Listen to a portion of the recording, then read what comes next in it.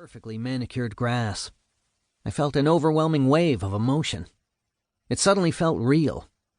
Chris Cornell was truly gone. I drove out to Joshua Tree the next day, listening to Super Unknown and Audioslave the whole way, and got pissed off all over again, thinking that a songwriter of his magnitude and a singer with his supernatural abilities had seemingly been taken for granted by so many over the last several decades. I called my editor shortly after flying home and told him that I thought I wanted to do it. I wanted to write a biography of Chris Cornell. Looking back now, I was blissfully naive to the amount of time, effort, frustration, and catharsis I was signing up for. Over the next 3 years, I did hardly anything besides think about Chris Cornell, listen to Chris Cornell, read about Chris Cornell, and speak to people who knew and loved Chris Cornell. I flew to New York. I flew to Los Angeles. I flew to Seattle multiple times from my home in Chicago, and eventually moved back to the area altogether.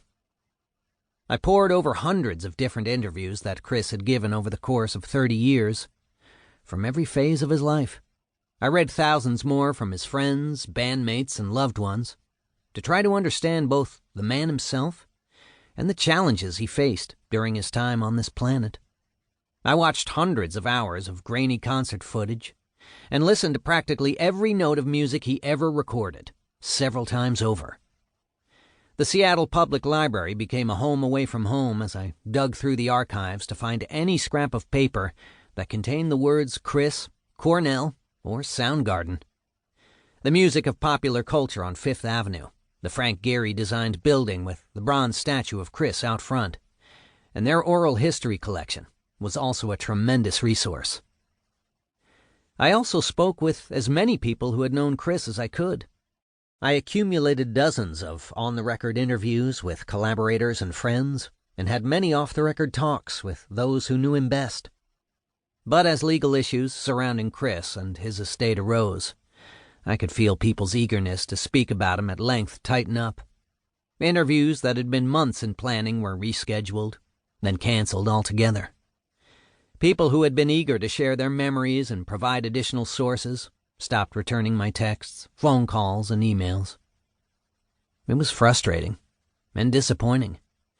But as a one-time paralegal in the U.S. Army, I understood that nothing quiets people faster than the threat of impending litigation.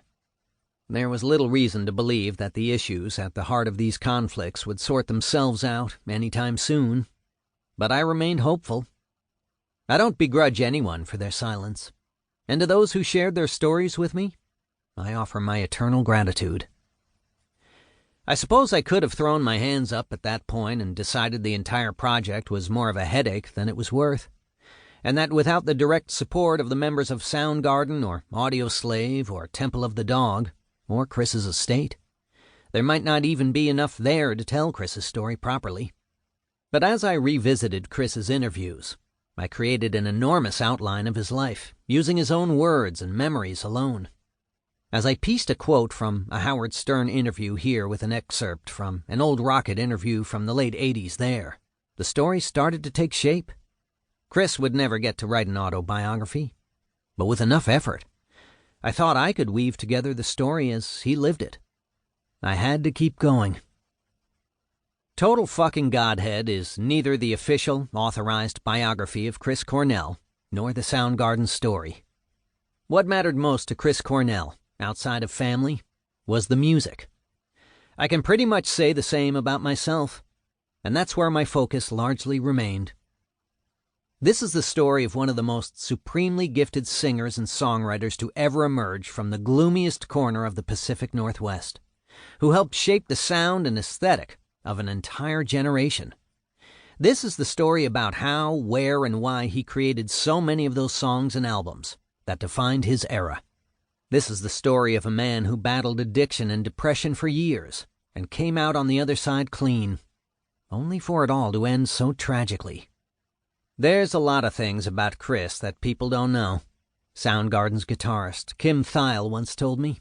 He didn't bring a lot of baggage, meaning he didn't carry a lot of things or materials or relationships within his life.